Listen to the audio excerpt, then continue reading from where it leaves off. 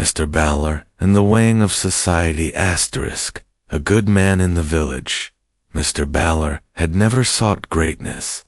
He was a man of principle, modest in ambition, but resolute in conviction. He lived in the town of Lysoria, a place nestled between two great rivers and hemmed in by gentle hills that rolled like whispers across the land. Lysoria was old, its stone-paved streets soaked in the stories of centuries. It was a place of beauty and pride, but beneath its cobbled charm lay a festering imbalance that only few dared to speak of. By trade, Mr. Ballar was a civic councillor, appointed not by politics, but by public trust. He was the kind of man who remembered names, never ignored a plea, and could be seen walking through the town square with a humble briefcase worn at the corners and filled with handwritten notes, petitions, and faded photographs from citizens seeking help. His office bore no grand signs, only a brass plaque that read, "Equity, Diligence, and Dignity." Lysoria prided itself on justice. It had a courthouse that stood at the center like a crown, with marble pillars and a bronze statue of Lady Justice. Overlooking the entrance, her blindfold worn and scales held high. Yet, the townspeople had grown cynical. Over time, they had seen Lady Justice tilt her scales not because of law, but because of influence. The rich families of Lysoria, the Van Dorens, and the Merwicks, held sway over contracts, labor permits, and even which schools received new books. Meanwhile, those in the southern quarters, artisans, farmers, and day laborers, watched as their concerns disappeared like dew under morning light. Mr. Ballar had known of this imbalance all his life, but he had long believed in gentle reform. He worked tirelessly to advocate for transparency, to educate youth about civic rights, to propose small but meaningful policy changes. Yet the machine turned slowly, and many voices, impatient and angry, called for more radical change. When whispers of organized unrest began to swirl, Ballar knew the time had come to act more boldly, not with violence, but with vision. He had walked the quiet alleys of Lysoria's forgotten corners, and heard the stories that rarely reached the surface. There was Alwyn Hart, a widowed weaver, who lost her only source of income when the textile guild controlled by the Merwicks restructured wages and excluded independent artisans. There was Joseph Lynn, a young mechanic, denied a permit to open his workshop because he lacked the proper connections within city licensing. There was Hania and Dodd, an elderly couple, whose water supply had been diverted to a luxury estate, leaving them to fetch pails from a distant well. Mr. Ballar knew them all not as names on petitions, but as neighbors, as friends.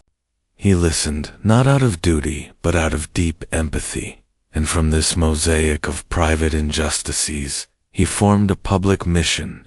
He became the first man to speak, not just for the silenced, but alongside them.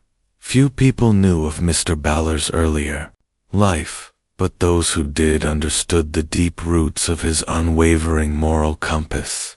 As a young man, Ballar had studied ethics and political theory at the Lyrican Academy, a prestigious but ideologically divided institution.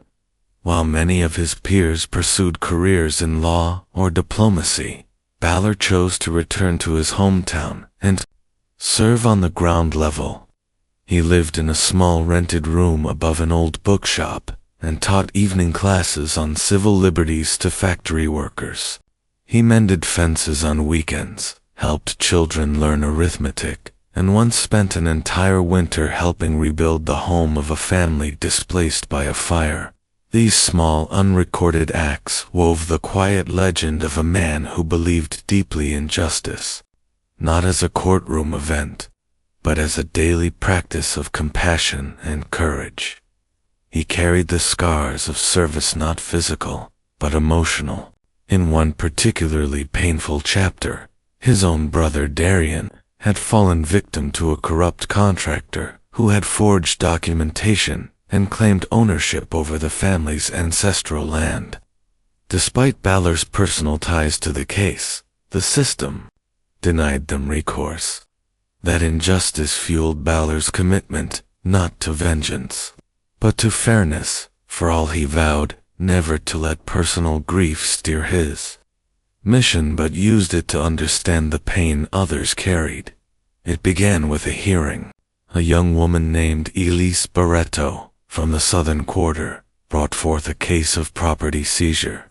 Her family home, built by her grandfather, had been claimed by the city under eminent domain to make way for a private shopping arcade, ironically backed by the Van Dorens. Elise had evidence of fraud, inconsistencies in land records, and a document bearing a forged signature. But when the case reached court, the judge, a friend of the Van Doren patriarch, dismissed it without hearing all the facts. The town was shaken. The people of Lysoria had seen unfairness before, but never had it been so openly unjust. Mr. Ballar attended the hearing quietly and walked home under a sky heavy with gray. That night, he drafted the Declaration of Equity, a 10-page document that outlined not just Elise's case, but 10 others, all similarly buried. It called for a citizen tribunal, a temporary council selected by public draw, to oversee a full review of civic decisions made in the last 10 years. The idea was radical, legal in theory, but never tested. Ballar presented it at the weekly town forum, which had once been sleepy and ceremonial, but was now pulsing with public energy. At first, the city council laughed it off, but the people did not. Thousands signed their names, and under pressure, the mayor had no choice but to authorize a special vote, and so began what the press later called the weighing of society. 12 citizens, chosen by lottery, were seated at a round table in the Great Hall. Ballar refused to preside. He served only as secretary and record keeper. The tribunal's job was not to punish, but to evaluate fairness, to weigh each case not on legal technicality, but moral clarity. It was a return to justice in its oldest sense, not just the law as written, but the law as meant day after day. The tribunal heard testimony. Schoolteachers testified about lopsided funding. Elderly farmers brought records of unfair taxation. A former city clerk revealed how inspection schedules had been selectively enforced. Through it all, Ballar guided the process with unwavering dedication, ever interfering, always present. One day, a member of the tribunal, an elderly baker named Tomas Eager, said, "Justice, as you brought to us, is not about equality alone. It is about recognizing where harm has lingered and lifting it. That, to me, is fairness." The process took 3 months. By the end, the tribunal issued a series of recommendations: restitution for seized properties, reallocation of educational resources, term limits for certain offices, and the establishment of a permanent Citizen Equity Council. It was not revolution, but it was evolution, and perhaps more enduring. The Van Dorens tried to resist. They filed lawsuits, ran smear campaigns against Ballar, and attempted to discredit the tribunal, but the town had changed. Once silenced by bureaucracy, the people now had a voice. They stood with Mr. Ballar, who remained calm, never retaliating, only insisting that every claim be answered with evidence, and every accusation met with due process. Over time, Lysoria healed. The courthouse no longer felt foreign to the poor. Schools saw shared funding. Market permits were drawn by lottery instead of favor. And Mr. Ballar, older now and grayer at the temples, remained at his modest desk beneath the brass plaque. In the final years of his service, he wrote a book, The Measure of Justice, where he recorded not just the tribunal's findings, but his reflections. He wrote, "Justice is not a thing we build and leave. It is a garden we tend, season after season. And fairness is the sunlight it nourishes all, but shines brightest where shadows once were." When he passed, the town did not build a statue.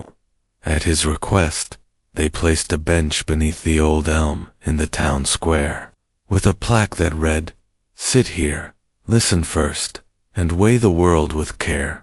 In that simple act, Mr. Ballar's legacy endured not in marble, but in memory, not in command, but in conscience.